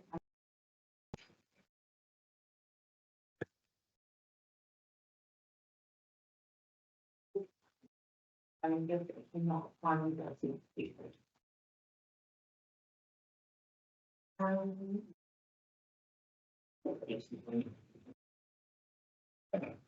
I just wondered if we had a revised or an anticipated percentage for capital expenditure for every year. That's recognising 39%. It is very low. It's actually been quite difficult, juggling workload. So it's something that we sit down with the managers and literally go through. It is something that I would like to get for the main reports, which will come through probably June, July. And sort of a tidy up with that way of ensuring that we're spending very force, which will start with July, because we review results. So hopefully we'll have good information for you. I think it's going to do just like by doing the excess flow, just like and it's closing the suites of things that we've got relationship management and the 75 project people between I mean even though that electronic system or you need to technology associate now, those communications might be really slow, but actually we can effectively use over the reports so that yes, we might be sitting at 39%, but there's a whole lot of things that we haven't categorised that will be finished what we actually categorised. So it's always better as well books. And it's not unique to this council. No, it's not unique to the council. But it would be good to see that streamlined so that those project managers are keeping up with pace, so we're not sitting sort of a couple of months out going, or what's happening with this. And I've got this right across councils, very New Zealand,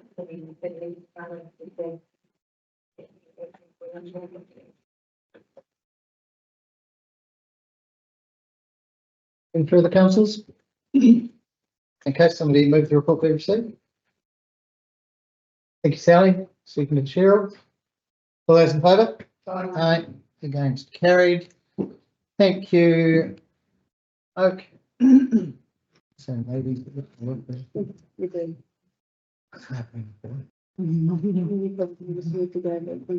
Can't believe they're efficient people out in the Alexandra chair. Yeah. Did you get a haircut in that time?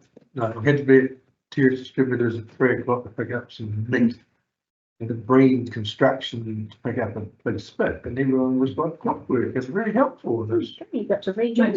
I had Nick to park in the staff car park over 2 cartons of ribeye steak back to sit there by the river. Good to know. Real food. Everyone keeps talking. Oh, I'm waiting for the report writer to come up and I realise it's me. For you. Look, this is pretty easy, folks. We generally send the mayor, the deputy mayor and one councillor to conference. The deputy mayor can't make it this year. It was suggested councillor Alley go because it would be very useful and her role as Zone 6 chair. That left room for one. Stu indicated he would be interested, but so did Sally, and Stu graciously said, I've been before, so I will step aside. So on that basis, A, B and C, me, Tamar, Sally go to Wellington. And should we be the listener? That, there's no debate. And I'll be the presiding delegate and councillor LED. Alternate. Thank you, Martin. Thank you, Tracy. And I'm jealous.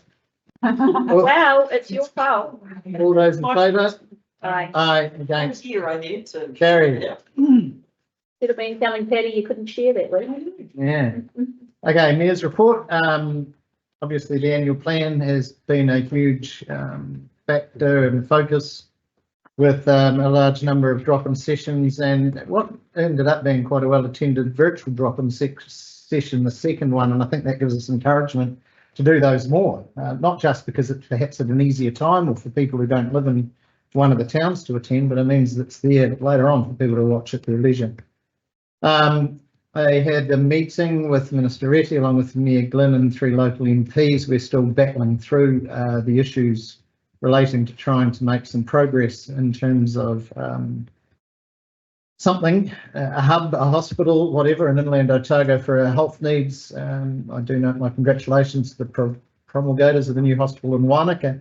Over lunchtime, I did have a quick look at the census data that was released, and it's confirmed what we already know, that we're growing like topsy. So between the 18 and the 23 census, Central Otago is growing at 12.7%. If you want to compare that to our immediate neighbours, Queenstown Lakes has grown at 22.1, but that's Queenstown Lakes. So between us and Queenstown Lakes, we're 2 of the fastest growing in the country. Then you can look at our other neighbours. We're 12.7, Waitaki's 5.2, Clutha's 3.7, Southland's 3.1, Dunedin 2.1. We're 12.7. We're 12.7. Queenstown was 22, but Queenstown's an anomaly. So is Selwyn. I think it's the highest at 29, but we're 12.7.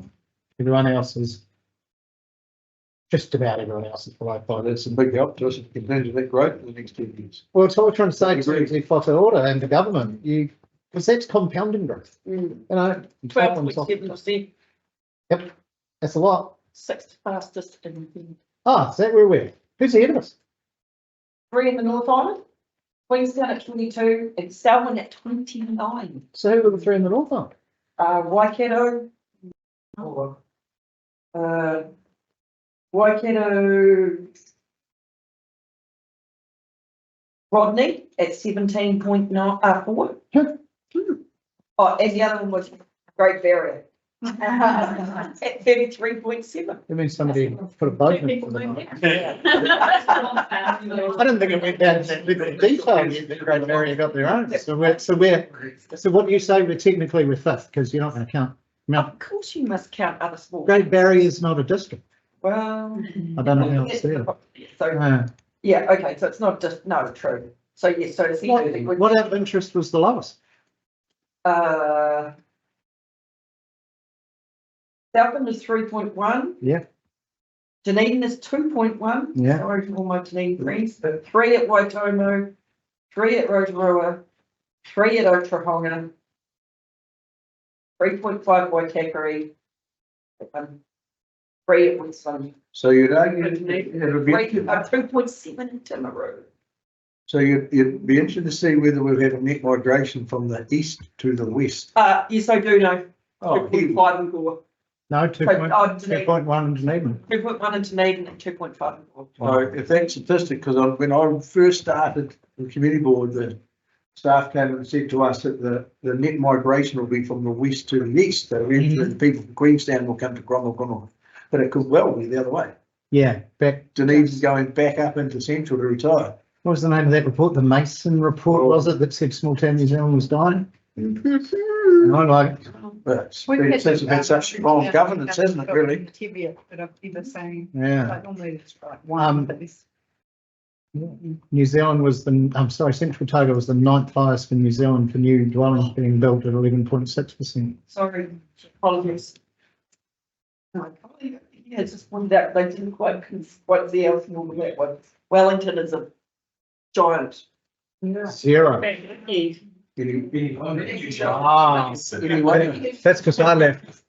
that's why Peter came out here. That's why that happens, Peter. But realistically, that's 0% to 2013. That was before the job cuts started. Goodness me.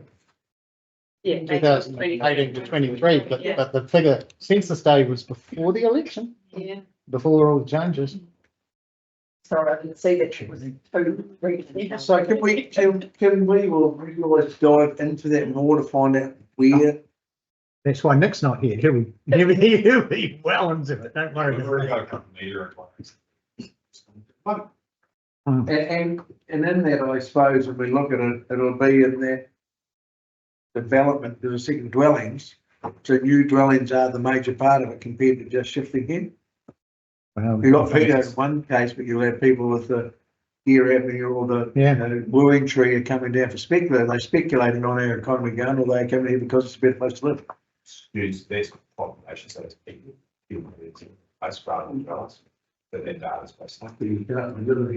So the dwellings data does say 11.6%. Queenstown was 22%, I think, in this. Interesting stuff. We go, and it's not even down to ward level yet. That's when it gets really, or to the blockchains where you block mesh, where you can see down to Alexandra East and so forth. That's So, you know, the blocks. Yeah. How close do they marry? Do they overlap or sit in within the 4 wards?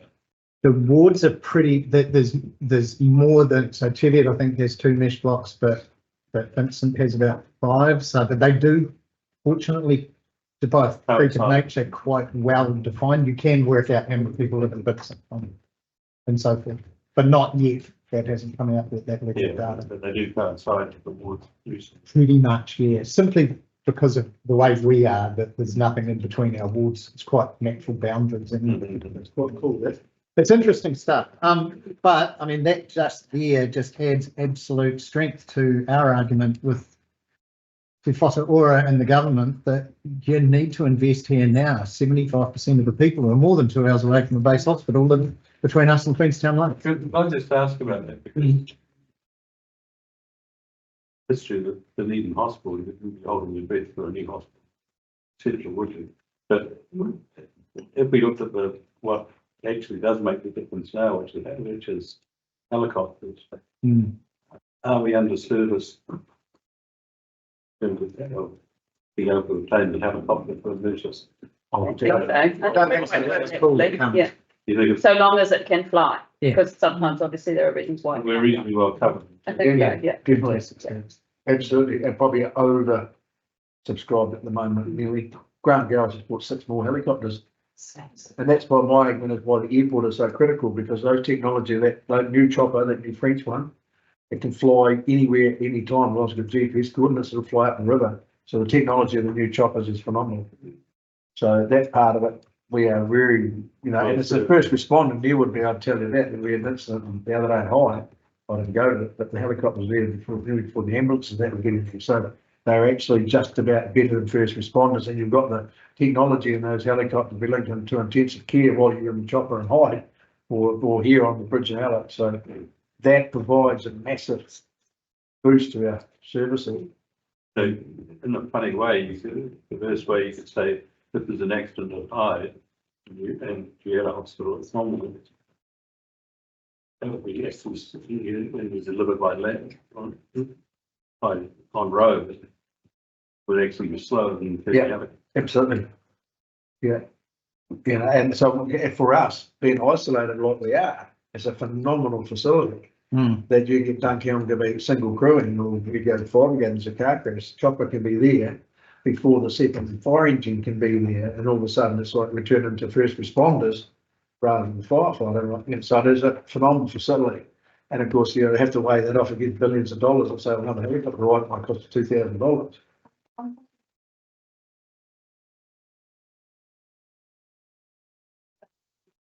And that's when a few years ago we made sure we put the GPS technology in the airport up here in Clyde, because the Starship plane can land the GPS, because the old stuff was Second World War technology for landing.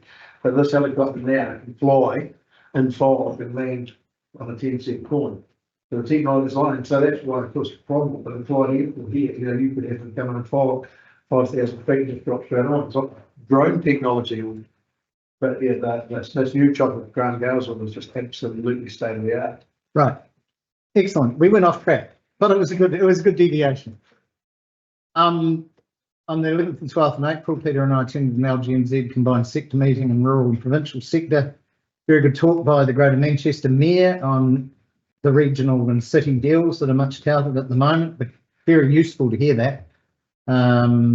As part of it, it was interesting to hear that there's only 5 developed countries without a written constitution, which includes us in the UK. The stuff there that we don't need to go into. Heard from Minister Matt Ducey and other number of MPs that evening. Associate Minister of Agriculture Andrew Hogarth as well, who was due to come here a while back but had to cancel at the last minute. Just for me, those things are a huge value to our LGNZ membership because we get to ask questions and answer questions. And even at the function that night, I had a conversation with Simpson Grierson lawyer on the regional deals, and an important component of it. Saved us thousands if we would have had to ask ourselves, but buying a beer that's on the free bone. It's amazing what you get. Very cold Anzac services at Clyde and Lowburn. Very cold Cromwell Memorial Hall closing down on a Monday morning. Got to dedicate a new Coast Guard boat and even pour Lindau over it, which seemed an odd thing to do. But it's a magnificent boat, especially designed to help people and their bikes get off the Lake Dunstan Trail or the other trails around our lakes, which is quite crucial and very, very cleverly designed. An application for the Falls Dam project has been put through to the fast track process, and I have been involved in meetings, as has Tracy, getting to this point, and contributed a letter outlining council's position, which was given approval by council, but not officially because there wasn't a paper to put it to. But I have tabled it with this report. Talked to people who are concerned about a proposed solar farm in the Mānia Toto. Told it was expected to take 600 workers to build it, and when completed, it'll be one of the largest solar arrays in the world, which is quite something. There's a resource consent in front of council for it at this time, so I'll say nothing more than that. As I mentioned, when Andy Davey was here during the public forum, got to look at the stars through some 15 times power binoculars. You can pick them up for a couple of $100, and it's just mind-blowing, absolutely mind-blowing. And I had a great event with our Filipino community. I can't quite remember the name of what the event was, but gee, it was fun. They even got me up dancing. The Dawes was the group. I wasn't, no. But they, the dancing was, to get a guy with 2 left feet to dance between 2 bamboo poles was an exercise in optimism, to say the least. I'll move my report. Someone will second it. Thanks, Taylor. Any questions or anything? Nope. All right. Thanks very much. All those in favour? Aye, against, carried. Status reports, page 667. Any questions, folks? Please, Taylor. Apparently a meeting was to go ahead. Is there a verbal update on the 21st of May meeting on the Council Mark or whatever it's giving it? So yes, with Councillor Marks, we had a video conference call with them 2 days ago, and we've tentatively penciled it, subject to LTP approval, September next year to go through the process. There'll be work ahead of that, 6 to 8 weeks. And what would happen is a couple of assessors will come through, but there's quite a lot more information we have to be provided with, but we've put a note in there ahead of the election, post the LTP, because a lot of the documentation that informs the LTP is the information that it's refreshed, it's current, and so that seems to be a good time to do it. And by the time the report's released, it would enable the new council take the report and say, okay, well, these are the areas where we're doing well, these are the areas we could improve it. So September next year is where we're thinking. Just better. The more report will come. Yeah, sorry, I was going to say, Wayne's going to write a report for this. No, right. And I just wondered, did the Dark Sky hearing thing change 22 go ahead on the 23rd of May? Yes. Marvellous. I'm sure that'll come in a report from day 2. Is there a time frame for that? Because that was what I was going to ask. And that'll come to the council in June. So our next meeting? Next. Well done. Excellent. And then page 697, which I guess is for David, perhaps. Delivery of the customer enhancement project. Customer service role focus. I just wondered, we'd send an email to people when they submit a service request saying, thank you for submitting a service request, but we don't send them don't appear to send them anything to say the work has been done or completed or is coming next year or. anything like that. We have this year, well, in the last 6 months, we implemented Genesis Cloud into our core system, which gives us the ability to set up and play the systems and start connecting into Lightning Magic. The Lightning currently Magic is not in the cloud, our plan, so far this year, and just they go into the cloud. Genesis Magic would connect up. On average, we get over 1,000 service requests. And so it's quite a ability to go there in all masses, but with this automation that's coming, it's approximately 12 months it's out. So that would be like, say, someone's complained about a hedge, we've trimmed the hedge, the contractor pushes done, and the person automatically gets an email to say, Yeah. thanks, it's been done. Or a text message. Okay. Nice. Promising. It is, yeah. Do we give people the option to choose whether like email or? When they close search request, they can so they email phone number. That's very much fine. Yeah. Thank you. Just that, not every moment to be back. Oh, yeah, so we need to be really clear on that. So if somebody rings up and says, please my road be graded, and you say, we'd like to be graded next Thursday, and they don't want to hear back, we don't want to send something back to them if they don't want to. But we've been through the systems thinking process, we want to take out stuff. So it doesn't need to. Yeah, and I got that feedback at our drop-in session in Roxburgh. Someone put in a service request, and then he goes, I've got an email back. So, and what a waste of money that was, a great pay of money that I got an email back. And I said, I'm pretty sure it was automated. But yeah, they don't want it, let's not do it. But there's Yeah. little things like savings.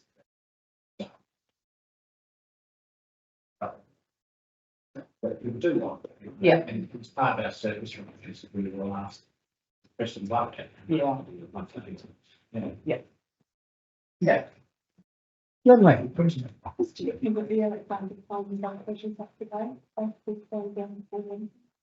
there, That's what it said. That it was all done and they were going to seal in the spring, that the underground works was all completed. I'm pretty sure that's what it was.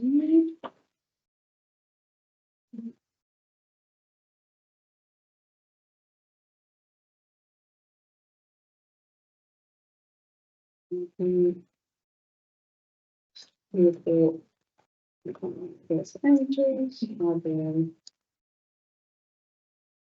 think the question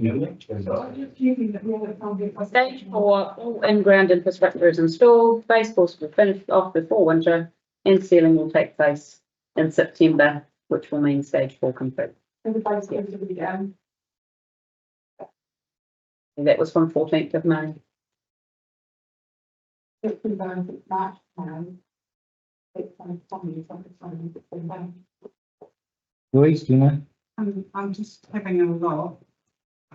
Top of page 668. I'm just really responding to something from the meeting. The other day.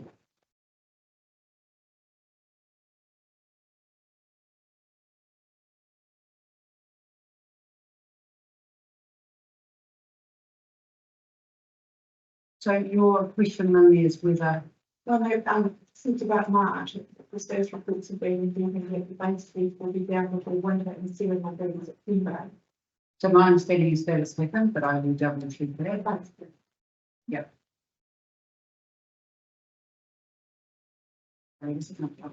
You keep looking, oh, I was going to ask you a question. The plan change for Parkburn, change 21 says waiting until plan change 19 is confirmed, which happens today. Is that just a labour issue that we need to get that done, or is there a plan change 19 that was going to hinge on the Yeah, Parkburn? there is. And so, Okay. yep. So what happens now? What's the next step?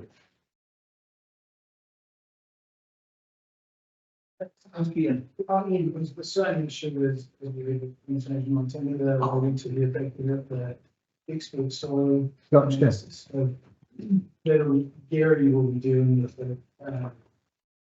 It wasn't as complex, it was more straightforward than change my family. So And I think they were waiting for NJ 19 to go through the plan change 22 account, 29 account. So it lies with Gary as to when it comes back to our table saying it's 19 to today. Have you got an expectation on that? Let me follow up and find out for sure. Cool, thank you. And I did have some more. Just, and so long, some of these lists. Go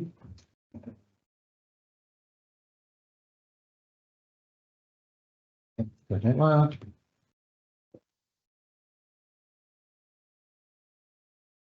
Oh, yeah, page 688. The bottom one, the business case for Alexandra wastewater, and I'm sure this is just an oversight. It says these business cases will progress further once funding is confirmed in the LTP. I'm presuming we mean annual plan. That's just like this. We look at that one and the next one. Check, because we can't wait another year for that work to be done. Clarify that. Yes, I need the base course this one down. I think it's great. I thought it was for LTB. Yep. Because we were still, there's still so much uncertainty about what it's Oh, that's for LTP. actually. Yeah, maybe you're right. Okay. Anybody got anything else? Nope.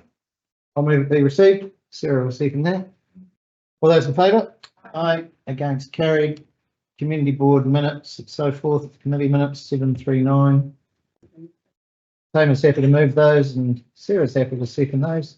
I looked at Sally and said Sarah, but never mind. It's been a long day. Any discussion, team? All those in favour? Aye. Against, carried.